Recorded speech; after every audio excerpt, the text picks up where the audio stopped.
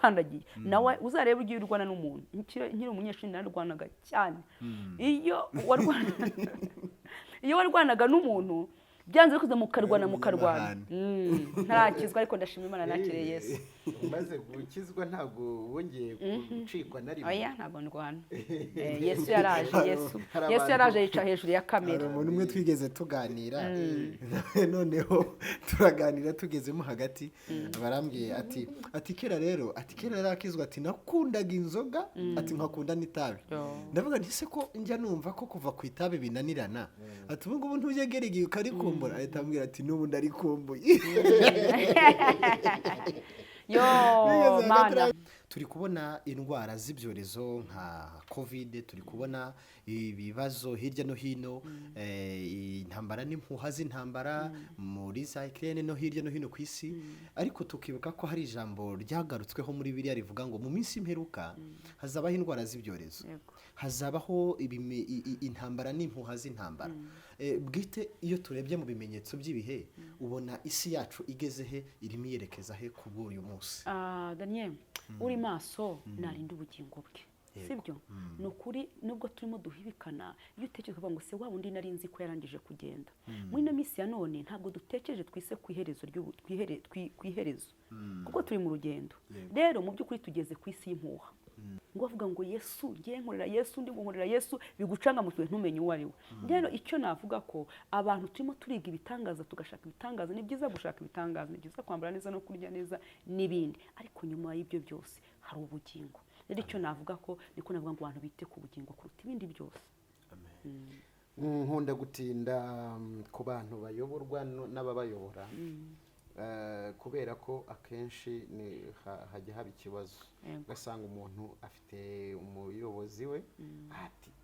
uriya ni umunyamwuka arahanura ni umunyamavuta ariko ikintu cy'ubusambanyi cyaramunaniye yabonye umugore rwose atumva ahita ava mu mwuka nk'uyu muntu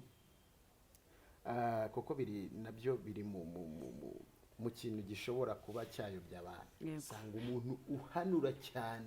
ahanura cyane ariko afite icyo kintu ese uyu mwuka umukoreramo ni umwuka w'Imana cyangwa ni umwuka w'ibindi ariko akagira umwuka w'ifuhe ariko yari afite ubwenge muri uwo mwuka w'ifuhe ngo yajyaga abona bagenzi bamugaragiye bakoze amakosa ubundi ngakamuhamagara ati ngwino tugende akamufata akaboko akamutwara inyuma hahandi inyuma y'urusengero ngo bagere akiherera agakuraho nk'uruki rwa mbere ati pya yasoza ati urindaya ndakuze ati akamubwira ibyo byose yasoza ati dusubire mu rusengero agera ati mwakira umukozi w'Imana arahageze ubwo nawe yabaga yihishe mu bantu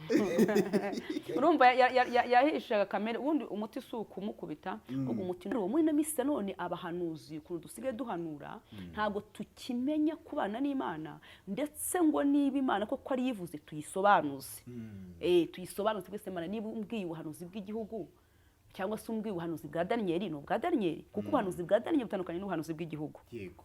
rero aho dusigaye tubyicira naho usigaye usanga ubuhanuzi uko wabuha batari kubutanze rega rero twibutse Daniel bura nuko ubuhanuzi bunaje hari n'ubuhanuzi bura n'ibintu Imana ikoreka iguhaye wowe mukoro kugira ngo bisengere atari ngombwa ko bijyana kuri Daniel kuko Daniel ameze ate se Daniel njyanye ni muntu ki Daniel arakomeye ko nshobora kukuzanira ubuhanuzi bikomeye mu tubonye ngo nyinshi zisenyutse ushaka kubwira umuntu ati nabonye mu rugo agahita agenda akazinga ariko iyo akuze aravuga ati nyamara ibi ni ugusengera cyangwa se nge nawe mbuhawe ntuvuga ariko se Pastor Janvier wundi buhanuzi cyo murebaho ni Imana inyeretse impanuka ngereka mfukame nsenge cyane ko ndi umukozi w'Imana inigibihaye ni rimwe nemwe niyo tujyanye ukuri hari igihe ukuri gupfa kutumvikana kubera ko wakujyanye rero muri na misi ya none ubuhanuzi mu by'ukuri natwe tushingiyego hari igihe utanga ubuhanuzi butari bukwiye gutangwa urabasuhuje inshuti bakunzi bacu mwebwe mudukurikirana kandi mudukunda muherereye hirya no hino mu bihugu bitandukanye tubahaye ikaze kandi tubifuriza kugubwa neza mu biganiro byacu tubagezaho nakagaruka ngendi Daniel muri kuri Imbasi TV ndetse na Kizabonwa ntabwo ndi genyine rero ndi kumwe n'umwe mu bahagarariye Kizabonwa ndagira ngo muhereze ikaze ndetse tunahereza ikaze umutumirwa wacu uyu munsi turabasuhuje mwese abari kumwe natwe hano uri amahoro ndamahoro uriya niwe duha ikaze Imana iguhe umugisha Dani umeze neza nawe meze neza aho ni sawa kabisa ndabona dufite umutumirwa mwiza umumama usizwe amavuta Mama Deborah so bwa mbere twebwe ageze kuri Kizabonwa ariko ntekereza ko ari ubwa mbere ageze kuri Embassy yego n'ubwa mbere ambassador mwiza kuri Embassy of Christ yego rero nari nguhaye umwanya n'ubundi ngo umuduhere ikaze kuko nawe nguhaye ikaze kuri Embassy kugira ngo nawe umutwakirire ubundi dukomeze ikiganiro reka tumwakire rwose twihuse mu izina rya Yesu Kristo Mama Deborah turakwakiriye wiyumvemo ikaze yego ndabashuje mu izina rya Yesu maze wibwire n'abadukurikiye muri Imana n'abandi namwe ku mazina yanjye ku batanzi nitwa Mukamutesi Atanazi ndi umudamu ufite umutware n'abana 6 ndi umwana w'Imana amen kandi ndabashimiye kubwo kugira icyizere Imana ibahumugisha yego Mama Deborah turakwishimiye urakoze cyane kandi tuguhaye ikaze kuri Embassy TV yego tuguhaye ikaze kuri Kizabonwa TV yego bakunzi bacu rero mudukurikiranye twahuje imirongo kugira ngo tubashe kuganira ngira ngo murabizi ko hari ubwo tujya tunyuzamo tugahoza imirongo n'izindi platform kugira ngo tubashe gutambutsa ubutumwa twageneye abakunzi bacu uyu munsi rero ikintu bwite tugiye kuganiraho ndagira ngo Pastor Janvier akitugarukireho umwanya mutoya uyu mwanya turaganira icyo tugiye kuganira turaganira ibintu bigiye bitandukanye mu gihe gito kandi ariko nanone turashaka kuganira kuri deception iri kubaho mu buryo bushingiye ku myizerere ubuyobe bushingiye ku myizerere nk'uko Pawulo yabivuze ngo mu minsi imperuka hazabaho ibihe birushya nibyo bihe rero tugezemo turashaka kugira ngo abantu bakanguke bamenye ko tugeze muri ibyo bihe rero twasabaga kugira ngo uyu mubyeyi abidufashemo nicyo kintu tugiye kuganira ubundi iyo tuvuze ubuyobe bushingiye ku myizerere cyangwa ku myemerere wowe wumva iki katwanze dusenge Mana data wa twese uri mu ijuru mu izina rya Yesu izina rikomeye rifite imbaraga n'ubushobozi uri imfura mu bazutse uri inyangamugayo uri umugabo ukomeye uri wo kwizerwa no kwiringirwa tugushimiye uyu munsi mwiza wemeye ko tuwishimiramo kandi tugukoreramo kugira ngo mwami w'abami tubone kurama kuravuze ngo ushaka kugira ku munsi mwiza agukorera adacogora rero tugushimiye ko we twemereye ko tubamo tuguhaye karibu n'ikaze ngo uzubane natwe kandi ntago tuvuze ngo tubure ahubwo uzugaragare muri twebwe twe ntacyo twashobora ariko wowe uri kumwe natwe turashobora tuguhaye karibu n'ikaze urakoze kuri kumwe natwe utangiranye natwe kaza gusuzanya natwe mu izina ry'umwami wacu Yesu amen amen hanyuma nicyo mugenzi wanjye Janvier yaragarutseho yego iyo tuvuze ubuyobe mu minsi imperuka nk'uko yabigarutseho mbere Pawulo yabigarutseho ati mu minsi imperuka hazabaho ibihe birushya ati hazabaho abana batumvira ati hazabaho ukwikunda gukabije ati hazabaho ubuhanuzi bw'ibinyoma ati hazabaho n'ibindi byinshi yagiye avuga kugira ngo nawe urabizi yego kugambanirana kutikunda Pawulo yabivuze neza cyane kandi yakoze kutubera icyitegererezo kugira ngo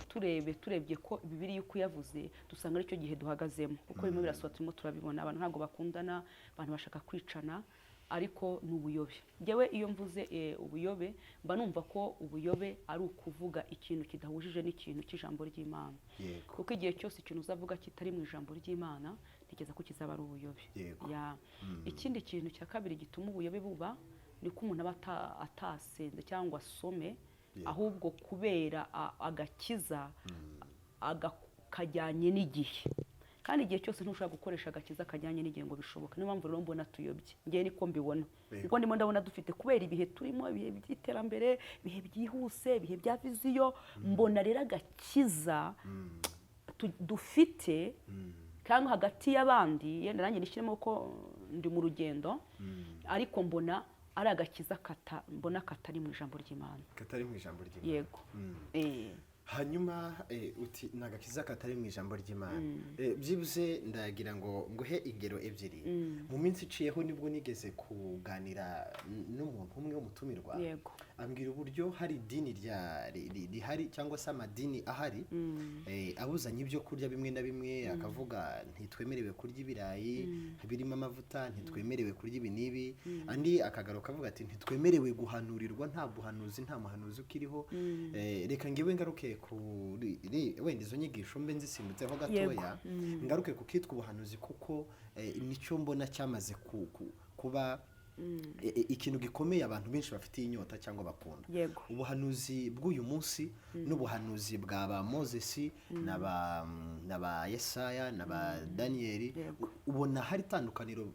ririmo cyangwa byose ni rirahari navuga ngo ariko haracyari 7,000 itapfukamira bayari nitwumve ko ibintu byapfuye tuvuge ngo abantu noneho bose bararangiye oya haracyariho abantu ariko giyeyo nitegereje nkabona igihe Yesaya yahanuriye cyangwa se Daniel bona gitandukanye n'iki Daniel yahanuraga mu gihe yarageze ahantu runaka mu itorero runaka cyangwa mu bihe runaka cyangwa se ageze ku mwami akagira uko ahanura akamenya ko ari ubuhanuzi bwa nyirabwo cyangwa se ari ubuhanuzi bw'igihugu biratandukanye rero muri na misi none abahanuzi ukuntu dusigaye duhanura ntago tukimenya kubana n'Imana ndetse ngo niba Imana koko ari yivuze tuyisobanuze tuyisobanuze twese Imana niba umbwiye ubuhanuzi bw'igihugu cyangwa se umbwiye ubuhanuzi bwa Daniel no bwa Daniel kuko ubuhanuzi bwa Daniel butandukanye n'ubuhanuzi bw'igihugu rero aho dusigaye tubyicira naho usigaye usanga ubuhanuzi uko wabuha batari kubutanze rega rero twibutse Daniel buriya nuko ubuhanuzi bunaje hari n'ubuhanuzi buriya n'ibintu Imana ikoreka iguhaye wowe umukoro kugira ngo bisengere atari ngombwa ko bijyana kuri Daniel kuko Daniel ameze ate se Daniel njyanye ni muntu ki Daniel arakomeye ko nshobora kukuzanira ubuhanuzi bikomeye n'impamvu tubonye ngo nyinshi zisenyutse ushobora kubwira umuntu ati nabonye mu rugo agahita agenda akazinga ariko iyo akuze aravuga ati nyamara ibi ni ugusengera cyangwa se nge nawe mbuhawe ntuvuga ariko se Pastor Janvier ubundi buhanuzi cyo murebaho ni Imana inyeretse impanuka ngereka mfukame nsenge cyane ko ndi umukozi w'Imana inigi bihaye ni rimwe nemwe niyo tujyanye ukuri hari igihe ukuri gupfa kutumvikana kubera ko wakujyanye rero muri na misi ya none ubuhanuzi mu by'ukuri natwe tushingiyego hari igihe utanga ubuhanuzi butari bukwiye gutangwa ese hari ikintu tumaze kubona uyu munsi ugarutse uti ubuhanuzi bwa Daniel cyangwa se ubuhanuzi bwa Yesaya bw'igihugu kumenya kubitandukanya no kumenya niba ari umukoro Imana iguhaye ko dusigaye tubona ubuhanuzi bw'igihugu cyangwa se bw'umuntu ku giti cye busigaye bushyirwa mu itangazamakuru ku buryo buri wese usanga yemerewe kubuganiraho icyo ashaka bene ubwo buhanuzi birashoboka ko Imana wenda yahinduye imikorere ikabisigaye ikora gutyo Imana ntigihinduka kandi icyubahiro cyayo ntabwo uzagihundi ahubwo ngiye mbone Imana si ikibazo ubwo nitwe dufite ikibazo kandi nibuke ko Imana iduhamagara tudashoboye ariko iradushoboza iduhamagara turabaswe ko ntabwo dukoresha turabaswe iryo ni ikosa Imana itakora ishobora kumpamagara nge ndi umuswa ariko ntabwo yankoresha ndi umuswa ibyo ndabyemera rero buriya mu by'ukuri nitwe dukora ibintu nabi kuko niba ari ubuhanuzi bwa runaka niwe bugenewe ntabwo bugenewe igihugu cyose buriya ni amakosa dukora usibye kwihagararaho tukihagararaho cyane ko mu minsi imwe ko nyine umuntu atazabaca bugoza aba yikakaza afite umutima wo kwikakaza ariko buriya iyi Imana iguhaye hari n'ubuhanuzi wanaho kandi ari ukuri ariko ukakuviramo ikibazo ahubwo itonde usenge bakugicanira usenge ubaza Imana nubona biri buze kugukomeretsa genda ubisengere birakurwaho niba ari igihugu ubona se mu gihugu niba hari abantu 30 bazi ijambo ry'Imana n'abandi bateze intege sindi buze gutera ikibazo sindi buze kubateza impaka ariko kuko imana reka ngewe nsenge kandi iragishoboye kuri iki ngiki cy'ubuhanuzi ndagira ngo ngaruke kuri iki kibazo ubundi koko ubuhanuzi bukwiye kuba bukorwa bute cyangwa butangwa bute ubuhanuzi bukwiye gukorwa yera n'umuntu ku giti cye aho sinahinjira ariko ngiye reka rivuge ku giti cyanjye ubuhanuzi Imana ishaka kumpa ubuhanuzi bw'itorero nkaba yenda nagenda nkabwira abayobozi bashinze itorero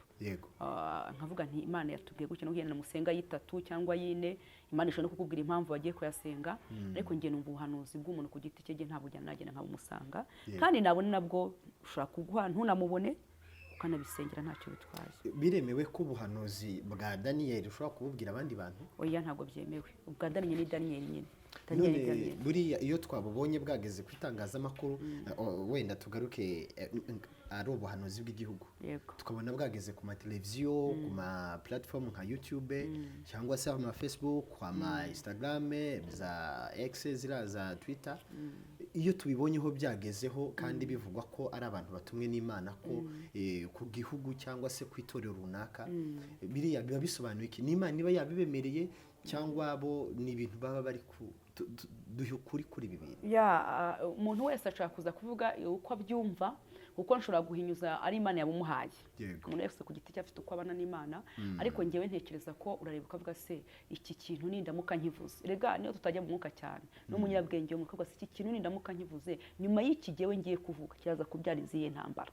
utagiye no mu mwuka kuko Imana ntishukana kuko Imana ni inyabwenge ntabwo ishukana kuko Imana ntabwo yaguha yaravuze ngo ntabwo yaguha umutwaro utabasha kwikorera urareba ukavuga ati se nindamuka nka mbwiye abanyarwanda iki n'iki biragenda bite ntibubyara intambara ahubwo reka agiye mfukame nsenge cyangwa se ninkibwira iki biravamo izihe nyungu yego none se uragira uti ibintu by'ubuhanuzi ushobora gushyiramo ubwenge ubundi iyo bavuze ubuhanuzi twumvamo ijambo guhanura ese abahanuzi baba bafite ibyiciro byabo byaba ari ibihe kuko twumvaga muri Isiraheli habaga harimo umuhanuzi umwe abandi bakitwa ngo ni abana b'abahanuzi urabyibuka mu gihe cya Eliya mu gihe cya Elisa ngo abana b'abahanuzi bamwitegeye urumva habaga harimo abandi bahanuzi ariko havugwa umuhanuzi umwe ese iyo hari ibyiciro by'abahanuzi urumva bavuze abana bahanuzi ubundi umwana w'umuhanuzi nuhanura ibintu byose abonye nyine aba ari umwana akura nk'iby'abana iyo muhanuzi nyine w'umwana niwe ubona indobo akumva uko wacumuzwe n'igitenge uko wacumuzwe n'indobo akaba yumva umuhanuzi w'umwana ni wa wundi uba wicaye mu iteraniro kuko buriya mu iteraniro ry'abantu bageze muri 40-50 hari ikintu udakwiye kuvuga buriya niba umugore yaje gusenga niyo mpamvu tubonye amakosa menshi aba kandi akitirwa mu buhanuzi tugahura n'intambara tubonye ngo zisenyuka kubera ubuhanuzi tubonye abantu bicana kubera ubuhanuzi ejo bundi umugore yishe umugabo yishe umugore avuga ati giye bampanuriye bambwira ko uyu mwana atari uwanjye biraba icyo gihe n'urwo giye bambwiye ko umwana bambwiye ko wowe utari umugabo wanjye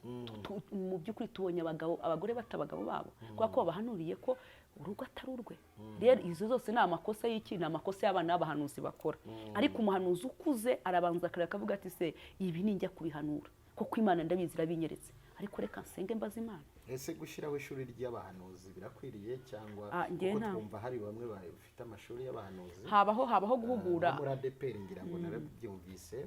ese n'ayandi matorero bareberaho bagashyiraho ishuri ry'abahanuzi ryo kwigisha abahanuzi ubona bikwiriye ndavuga ku giti cyanjye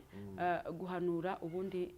kireka ubye kuko ntago turabacu ngo twigenge ushaka guhanuza n'Imana ibikubwiye ahubwo nyine navuga ko habaho ishuri ryo guhugura abahanuzi ko ntago habaho ishuri ryo kwigisha ryo kubwira abahanuzi ngo mujye mwana ni uguhugura njye numva ari uguhugura no kubaha inyigisho uko bakwiye guhanura ariko guhanura bwo ni umwuka cyeka ari byo bikoresha none ko bahanura bagateza ibibazo muri rubanda niko no ubuhanuzi butandukaniye n'ubupfumu ubuhanuzi butandukaniye n'ubupfumu ko abapfumu baravuga ibintu bikaba hari umuntu wigeze kuza mu rusengero abitubwira aravuga ati yewe umupfumu yari yarambwiye ati nzagaruka mu Rwanda ngo yabaga hanze kandi yarazi ko atazagaruka ati yari yarambwiye ngo nzagaruka mu Rwanda ugasanga mbese arabyibuka ko umupfumu yari yaramuhanuriye aya mapfumu no gupfumaguza gutyo nyine ariko ntabwo twafata umupfumu ngo tumugeranye n'ubuhanuzi uyu buhanuzi n'ubupfumu bitandukanira he nyine bitandukanira he hari aho bitandukanira wambwira ngo umupfumu arakuga umupfumu n'uraguza ibyo tugomba turimo twibaza cyane bya buri kanya tubona umuhanuzi aravuga ati Imana irambwiye hazabaho ibi n'ibi hazabaho ibi n'ibi hazabaho ibi n'ibi ariko niyo tugarutse mu buzima bwa kinyarwanda nibyo mugenzi wanjye Pastor Janvier yari magarukaho dufite abantu bitwa nka ba nyirabiyoro babaye mu mateka y'u Rwanda bari bizwi ko ari abapfumu bapfumuriraga igihugu cyangwa bahanuriraga igihugu tukagira n'abandi n'uyu munsi bariho bigaragaza kuri ibitangazamakuru amateleviziyo za YouTube bavuga bati hazabaho ibi n'ibi n'abantu ndetse bamwe bakashigukirayo gutanga amafaranga kugira ngo babapfumagurire ariko tukibaza umupfumu n'umuhanuzi itandukaniro ririmo aho hagati ni irihe? umupfumu akoresha umwuka w'ikuzimu, umwuka mubi, kandi aba afite byinshi yishingikije kuri za nyabingi za ryangombe, niko tubyumva, ntabwo twigeze tujyayo, turashimana twarakijijwe. Ariko umuhanuzi wakoresha umwuka wera, arasenga akumva umwuka aramubwiye, akumva ijwi.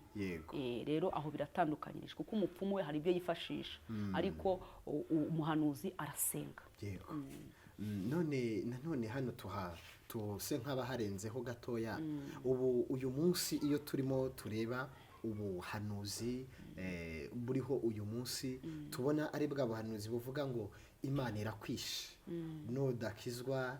nudakora ibi Imana irakwishe. Mbese nyine urupfu cyane ku buhanuzi. Ngira ngo mwarabibonye aho umwe cyangwa se babiri bajya hariya bakavuga bati niba utihanye kubeshya weho urapfuye, ngira ngo ibyo mwarabibonye bamwe na bamwe. Wenda harimo n'ababibonye bari kutwumva, cyangwa se nubibona ari ubwa mbere nawe abyumvireho. Imana bwite irica, dusobanurire iki kintu. Niko Imana ikora muri buriya buryo? Imana, hari umuntu yavuze ngo baguhanga ubutumwa ngo nawe ukiyongeraho na ngenda. Hari igihe Imana iguha ariko umuntu akishyiraho hake. Byanze bikunze Imana ni umugwaneza. Imana ni umugwaneza, ariko ntabwo tuvuze ngo abantu bakora ibyaha, kuko Imana ni umugwaneza. Biravuga ngo umukore ibyaha ubuntu busage, ariko nta mpamvu z'uko ugomba gutera ubwoba umuntu, ahubwo icyo Imana ishaka niko abantu bava mu byaha. Imana ntabwo yanga umunyabyaha, ahubwo yanga icyaha. Rero abantu hari igihe utera umuntu ubwoba, noneho no kuba yarashaka kugira ngo abone wa mugani no gukizwa kabiranze. Hakaba nubwo buriya abantu ubatera ubwoba, uti nutazi uzapfa, akaza gusenga ariko ataje gukunda Imana, ahubwo aje kugira ngo adapfa, kubera bwa bwoba wamushyizemo. Akaza kubera impamvu, ariko ntaje kubera akunze Imana, akunze agakiza. Hacaho igihe iby'agakiza bikamunanira, akahita atangira kureba ahantu hari inzoga iryoshye, akahita atangira kureba ahantu mbese nyine hari bya bindi byose twita ko ari imirimo ya kamere, akahita abyisangamo, kuko ntabwo yaje ari umuhamagaro, yaje kubera ubutumwa buteye ubwoba yari yakiriye. Hari ijambo nakunze, urwandiko rwa kabiri Pawulo yandikiye Timoteyo, ibice ni 2:1, avuga ngo Pawulo ahugurira Timoteyo kwitanga amaramaje. Nuko rero mwana wanjye ukomerere mu buntu bubonerwa muri Kristo Yesu. Uyu yari Pawulo, yari yabyaye Timoteyo mu buryo bw'umwuka, ariko amuraga umurage ukomeye. Aravuga ngo witanga umaramaje kubw'agakiza, cyangwa se kubw'ubuntu twaboneye muri Kristo. Ni ukuvuga ngo igihe cyose nubwo abakozi Imana iduhamagara, ariko turakwiye nabwo kudatera abantu ubwoba. Buriya uzi ko uri kwa muganga, ushaka nubwo buriya abaganga n'abana beza, n'abana beza cyane, buriya mu kazi ukora kose byanze bikunze Imana iguhamo ubwenge. Buriya uri umuganga nubwo babona uri kuri finale byarangiye, warangiye ubona ibintu byanze, akubwira ati humura urakira. Bigatuma wa muntu agirira icyizere, adahubuka yenda ngo ya minota rero gupfa mu minota 15, ashobora gupfa mu minota 5. Niyo mpamvu rero natwe nubwo tunasenga, abakozi b'Imana duhagarara imbere y'abantu, dukwiye gusaba n'Imana ubwenge. Yaramubwiye ngo witanga umaramaje. Mu byo ukora byose witanga umaramaje. Ni witanga umaramaje, byanze bikunze uzagera ku ntego. Rero niyo mpamvu n'abahanuzi tudakwiye guhanura ngo dutera abantu ubwoba. Ereka umuntu, ushaka kubwira umuntu neza, yego ntabwo icyana none ngo icyaha, kuko ari umuntu ubona ukabona afite kamere pe, ko ibintu byose abikorana kamere, tujya tuvuga ngo ni umwuka w'ifuhe. Ariko dushaka kujya n'umwuka w'ifuhe ukangeza ibintu byose, ahubwo dusaba Imana mu byo dukora, Imana iduha ubwenge, kandi tumenye n'ibihe tugeze. Ngo rega ni mu buru ubwenge nzabarika. Hano wagira nubwo yaba ari ikomeye udafite ubwenge. Burya Bibiliya se hari ahantu yavuze ngirega ngo umwuka mwahawe ngo mwibuke ko ari umwuka w'ubwenge. Urumva rero uwo mwuka ubundi utuzaho, ukaduha yego gufuhira umurimo w'Imana, ariko ukaduha n'ubwenge muri iryo fuhe, ku buryo iryo fuhe ryawe ntabyo ryangiza. Ufite aho uritwara. Hari umuntu ngo w'umupasiteri,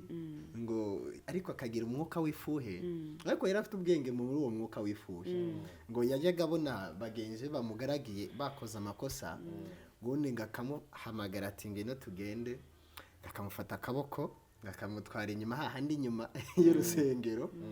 ngo bagere akiherera agakuraho nk'uruki rwa mbere ati pya Akamukubita. ati pya yasoza ati uri indaya ndakuze ati akamubwira ibyo byose yasoza ati dusubire mu rusengero agira ati mwakira umukozi w'Imana arahageze ubwo nawe yabaga yihishe mu bantu urumva yahishaga kamere ubundi umuti si ukumukubita ubwo umuti ni ukujya kumusabira kuko kumukubita byarahari icyamunaniye nta wundi muntu ushobora kugushoboza usibye Kristo nuko usibye Kristo waduhaye agakiza usibye Kristo waduhaye agakiza tukarekura ibyo twari dufite ubusinzi cyangwa ubusambanyi cyangwa aho tugeze tugashwanisha hari ibibere umwuka ni usabira umuntu nawe bura kuvuga ngo watutse umuntu wamwandikiye message ndakumenyesha ibintu byaho ukora ntabwo ari cyo kibazo ikibazo ni umwuka umuntu atarasangwa na mwuka ngo amusange uravunikira gusa undi we rero ngo yajyaga anyuzamo agakubita ariko agakubitira aho batareba ku buryo uwo muntu nta n'ibimenyetso yatanga yewe wowe n'umunyakamere nawe Imana se kwita dukubita twebwe turi ku ijambo rivuga turi kuri topic ivuga ubuyobe bushingiye ku myemerere ese biremewe ko umuvugabutumwa yakora amakosa cyangwa yakora ibyo mutemeranywa ukajya kuri televiziyo nawe ukamukosorera aho ngaho ukavuga n'izina rye abantu bagaterana amagambo tujya tubibona abantu babikora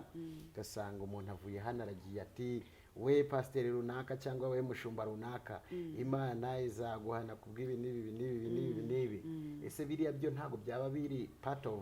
deception byaba ari ubuyobe ku giti cyanjye ngewe ntabwo nabikora n'uwabinkorera ntabwo yaba afite ubumuntu ikindi ni ukutubaha akazi ukora urakubaha igihe cyose ukora akazi mu ibanga kawe kagenda neza rero nk'abakozi b'Imana ntabwo ukwiye kujya gusenya mugenzi wawe ukwiye kugenda ukamwegera ukamubwira cyane ko n'ibyo dukora natwe Imana ntabwo bitwarika ku gahanga inabidushyira mu mugongo niyo mpamvu rero tugomba kumenya icyitegerezo cya Kristo rwose ko nakoze ibyaha ngewe ko nta byanditse mu gatusi Imana yari inaniwe kubyandika niyo mpamvu rero ariya ni amakosa ngiye ku giti cyanjye mbivuze nkanjye ni amakosa yenda umuntu wese afite uko yiyumvamo ariko njye mbivuze nkanjye njye ni amakosa uhagarara ukajya kuri YouTube ukajya kuvuga umuntu ibyo yakoze kabona n'ubwo wamuhuguye wakanga umurimo si wawe n'uwiteka mwihore icyo agomba gukora wagikoze ariko ntago mbyemera no kuvuga ngo nta guhugurirana kuri za televiziyo yamusanga atabaye yamugeraho Imana turashima Imana yaduhaye ikoranabuhanga kuri telefone ushaka kwandika ka message ukamwandika cyangwa anamusengera kandi nta n'ahantu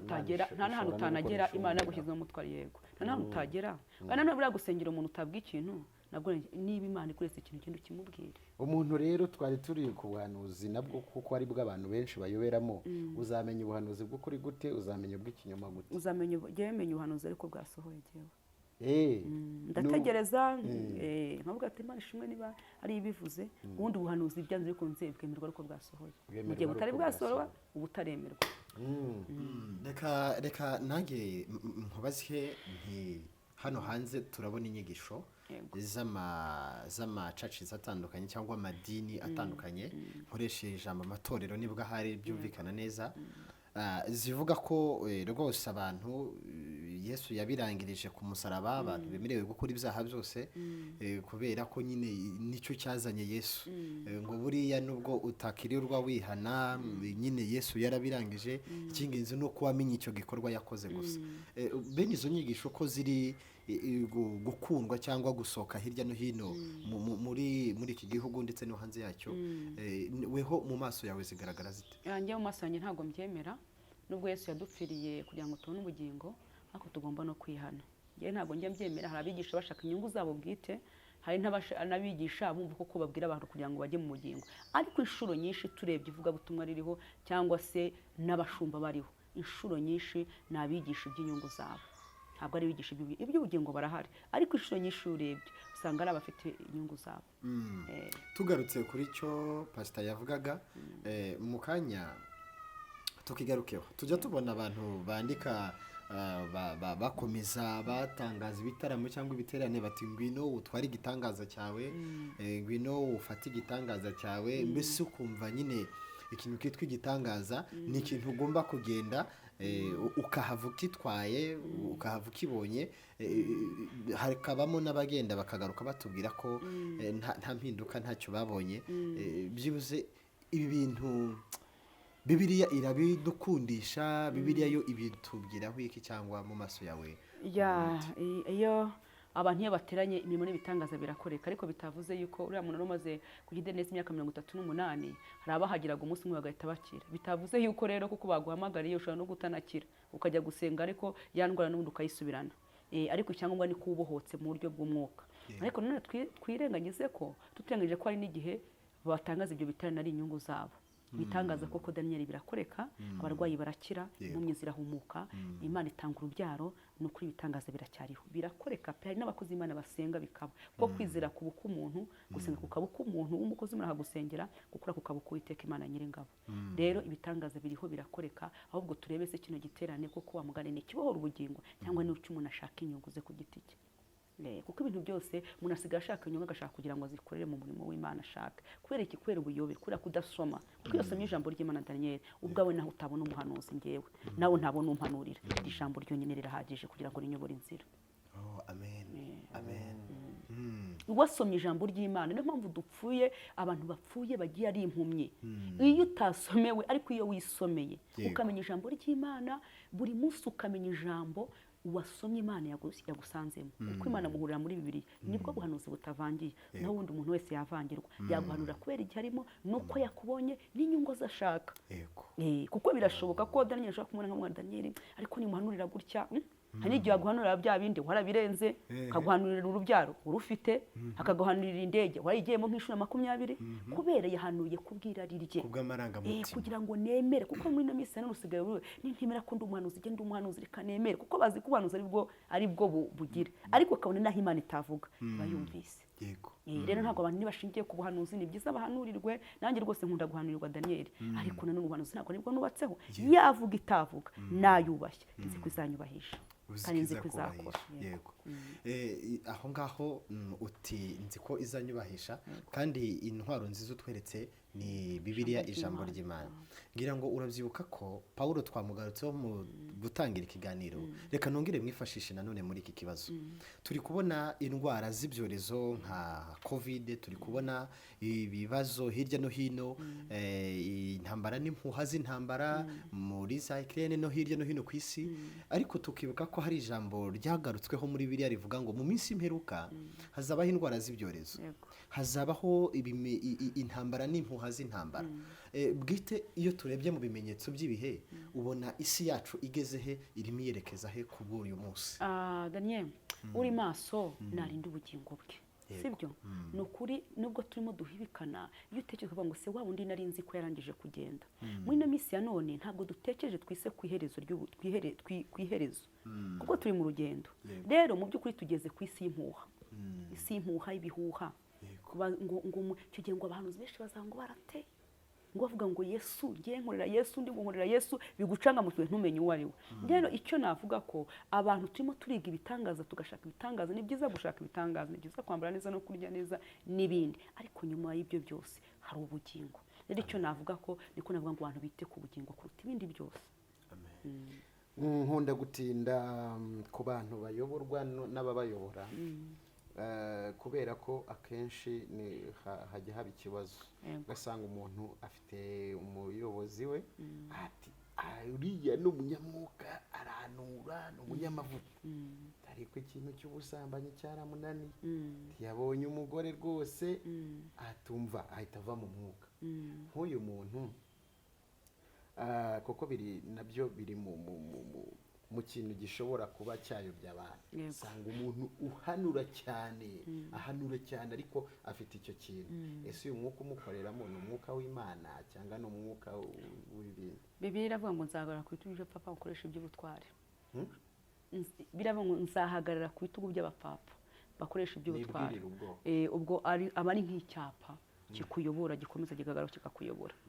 Ikindi buriya agakiza ntacyo gapfana n'impano ntazagire ukubeshya ngo buriya impano ni nk'uko umuntu yaguha kado rega Bibiliya ivuga ngo nzagara ku bitugu by'abapfapfa njye natekerezaga ahubwo ko ari nk'abari abantu Nebukadinezari cyangwa abandi bantu batubaha Imana ibibabona nk'abapfapfa yego ariko n'ubu bariho ikagira gute ikibwirira ubwoko ariko uyu muntu waje akaba agira umwuka wo guhanura agira umwuka w'ibitangaza ariko akayibura umwuka wo gutsinda ririya rari noneho akadukira n'ababanda ayoboye bene icyo kintu ese uyu muntu abantu bakwiriye gukomeza kumukurikira ese uyu muntu abantu bakwiriye kumuvaho byagenda gute ntabwo bikwiye usibye ko dukora mu mwuka w'ubwoba ariko birakwiye kumusanga ukagenda ukamubwira nawe agase niba wawubwira ubundi pastor iyo igihe cyose wigisha wowe icyo udashoboye nta nyungu bibonekamo niyo mpamvu usaba ugasanga niba wigisha abantu uri umusambanyi niyo mpamvu nawe wigisha n'abasambanyi sibyo wa mwuka nyine icyo ufite n'icyo ubaha rero birakwiye ko abakristo baragirwa iyihe nama bagirwa gusenga kuko niba uzi ko umuntu ari umusambanyi rega musange mubwira atari ku kintu ntabwo cyo cyaragutsinze usubiye inyuma niyo mpamvu hari igihe tuba twatsinzwe ariko tukanga kwemera ko twatsinzwe buriya kirazira kwemera ko utatsinzwe niba watsinzwe emera ko watsinzwe kuko biroroshye kugira ngo utsinde kuko wabyemeye wagaragaje intege nke zawe kuba wagaragaje intege nke zawe rero ni byiza kuri buze kubona imbaraga ni nk'aho bakunda ubona nyine fotokopi irangamuntu bidahuye n'amazina ukabona fotokopi ariko ntihuye n'amazina naho se babandi bavuga ati ngewe Yesu yarabirangije n'ubundi arambabarira ubwo ni ubuyobe ubwo ni ubuyobe pastor ntabwo buri munsi wahora wasambanye niba icyo utarashobora nawe banzure ugishoboze niba agiye mu madebora ngabura ikitandimo nimba utumvuga ndimo ndakora nyuma y'umurongo ndimo ndakorera zero kandi twibuke ko imbaraga za Yesu ni imbaraga ziri ahantu hatagaragara ariko zikora imirimo ese iyo bavuze gutuka umwuka wera ngo gutuka umwuka wera ngo ni ibindi byaha birababarirwa ariko gutuka umwuka wera ntibibabarirwa tujya tubona abantu cyangwa twumva abantu bakorera Imana ariko bakagenda bisiza imiti kugira ngo bakundwe cyangwa kugira ngo aze kugira amaso areba akaba afite utuntu yisize ubwo nabyita nk'ubukonikoni cyangwa se ubupfumu bwinjiye mu abantu bamaze kubyinjiramo so bene ubwo nabwo ni ubuyobe abantu bafite ese bene aba bantu byaba ari cyo cyaha cyo gutuka umwuka wera cyangwa gutuka umwuka wera ni iki igihe cyose iyo utakoze igihe ko mbyumva igihe cyose iyo ukoze ikintu kitajyanye n'ikimana ishaka ngo gutuka umwuka wera ntibibabarirwa ntekereza ko nuba urimo uvuga Imana kandi uzi ko ibindi wishingikirijeho njye numva utababarirwa kuko rega pasta buriya karena ni ukwikirigita ni ukwisetsa ukikirigita ko wambwira ngo wisize ngo umwuka kugira ngo abantu wisize umuti kugira ngo abantu bagukunda ibitarimo Yesu ntabwo birama ibitarimo Imana ntabwo birama nawe ubwawe umushinjacyari w'umutima wawe bishobora kurama none se Yesu ntiyavuze ngo rukunguru kurane n'amasaka ariko bigende bite ibintu bitarimo Yesu maze ninabyubona oya pasa ngo rukungurukana Dawidi yaravuze ngo warabateye barashinga baramera barabyibuha hanyuma nyuma yabwo Yesu amusubiza muti ubakoreye imitima yabo Imana ibakoreye imitima yacu nicyo gisubizo rero oya ariko igisubizo cyarabonetse tubwira abantu bakorera Imana no kuvuga ngo wisize neza ngo wisize reka njye kuzana kakantu ngo njye nkambaramo ngo umuti uriya bari ukwishuka nyine ko wumva se ko Imana iri kure y'imitima yabo niba ko Imana iri kure y'imitima yabo byaba bifite iyihe nyungu ntabwo byaba bifite rero abantu bakorera Imana bihanganira ibihe bazabagirira neza niyo danje bakaba barabigiyemo bihane bihane nta nyungu babarirwa ati Imana itababarira hari agakuru k'umuntu witwa Ngona ngo pastor Ngona nakavuga ubu karasekeje nagakuru kavuga ukuntu umupasiteri ngo yajyaga ajya ikuzimu ariko ngafite utuntu ngo nuza tubingo yakoreshaga ajya mu mazi ngo agahinduka igice kimwe yabaye ingona ikindi gice yambaye umubiri biza kuvuga ukuntu ngo nyine yaje kujya mu mazi ngo agace kamwe katuma gahinduka umubiri ageze ku isi ngakibagirirwa iwe mu rugo ariko atwara ngakabuye katumaga agera mu mazi agahinduka ingona ngo agiye gufata amafaranga hanyuma ako gakuru gasoza kavuga uburyo ngo yagafashe avuye mu mazi yanga guhinduka ingona yanga kuba umuntu umutwe uba pastor hasi haguma ari ingona arataha ageze iwe mu rugo bamwica bavuga ngo twatewe n'igini so ni agakuru ariko kandi gafite n'inyigisho gafite n'ubutumwa ngaruke ku butumwa wenda pasita yarimo agarukaho mama Deborah wese ubuhamya uyu munsi dutanga mu nsengero nyuma tugahindukira tukabwica kwa kundi tuvuga ngo kwihana byananiranye ariko turabwiriza nyamara bya bindi byose byananiranye ubuhamya buvuze iki mu maso y'abatureba mu gihe twaje tuvuga ko twavuye mu businzi mu busambanyi mu bwicanyi mu bujura ariko nyuma bakongera kubitwumvamo ese ibingibi hari icyo byangiza ku mikorere y'abatuyoboye dushumbye cyangwa se badukurikirana muri rusange nkanjye ngiye mvuga nkanjye buriya ngewe naje ngatanga ubuhamya nyuma yabwo nkabisubiramo cyane n'ingihe waba wihemukira n'ingihe waba wishuka yenda n'undi utarakureka mvuga utarakura kuko iyo ugeze ku rwego rwo gukura ntabwo ukererezwa n'umuntu ariko iyo ukora ibyaha n'undi ukaza ukavuga ko wihana nyuma yabwo ugasora nko kuvuga ngo ni nk'ingurube ngo usubira ku birutsi buriya mba ntekereza ko ukurira nyuma y'umurongo ibyo warakoze byose biba byarabaye impfabusa rero buriya mu by'ukuri ntabwo biba ari byiza bya bindi waravuze bya bindi warabikoze biba bipfabusa mu maso y'abantu kuko nta kiba kigaragaye hari umwanzi abakoresha bikomeye cyane Daniel iyo we wakijijwe ejo abantu bakongera kukubona buriya satani burya bakuye umuyo cyane kuko ngo kandi ngo burya ngo iyo wahamirije satani ko umucitse ukongera ngo ukamusubiraho none ngo agukoresha inshuro nyinshi ngo nibyo utigeze ukora arabigukoresha kubera ko waramukandagiye nawe uzareba ugiye urwana n'umuntu nkiri umunyeshuri narwanaga cyane iyo warwanaga n'umuntu byanze bikuze mukarwana ntarakizwa ariko ndashima Imana nakiriye Yesu maze gukizwa ntabwo wongeye gucikwa na rimwe oya ntabwo ndwana Yesu yaraje yica hejuru ya kamera umuntu umwe twigeze tuganira noneho turaganira tugezemo hagati barambwiye ati kera rero akizwa ati nakundaga inzoga ati nkakunda n'itabi ndavuga nti se ko njya numva ko kuva ku itabi binanirana ati ubu ngubu ntujyegera igihe ukarikumbura ahita ambwira ati n'ubu ndarikumbuye mana ati mbabare ati biriya bintu uzabikuremo imana ibanira nizeye ko wabikuye mutamuteje isi uramubabariye urumva ntabwo wabikora urumva mu by'ukuri urumva nari nkiri umunyeshuri nari nkiri umwana iyo byanze bikunze wicaga hejuru y'umuntu urimo umukubita yakubyukana urumva yahitaga guhamya noneho birenze uko wamuhamyaga yego twerekeza ku mwanzuro cyangwa se ku musozo intego bwite y'iyi nyigisho twarimo dutambutsa kuri Kizabonwa TV ndetse na Imbasi TV twifatanije na Pastor Janvier ndetse na Mama Deborah intego bwite twari tugamije kwigisha abantu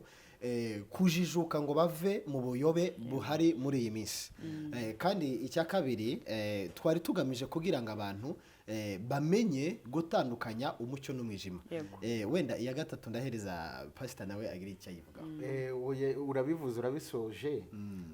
icyo Mama Deborah yatubwiye numvisemo gikomeye cyane yavuze ati utasoma ijambo ry'Imana utiga ijambo ry'Imana ngo uyoborwe n'ijambo ry'Imana dufite umuyobozi n'umwe ntabwo ari babiri ntahinduka ijambo ry'Imana ari we Kristo ukorera mu mwuka wera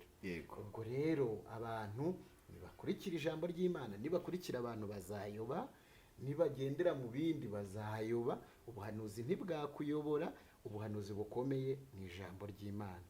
otherwise naho ubundi deception ubuyobe buragwiriye kandi burarushaho kugwira abantu bamenye nibyo twongere tukurebe Mama Deborah wewe tuhe umwanzuro wa nyuma cyangwa se duhereze byibuze mu mwanya muto yadusigaranye twerekeza no ku musozo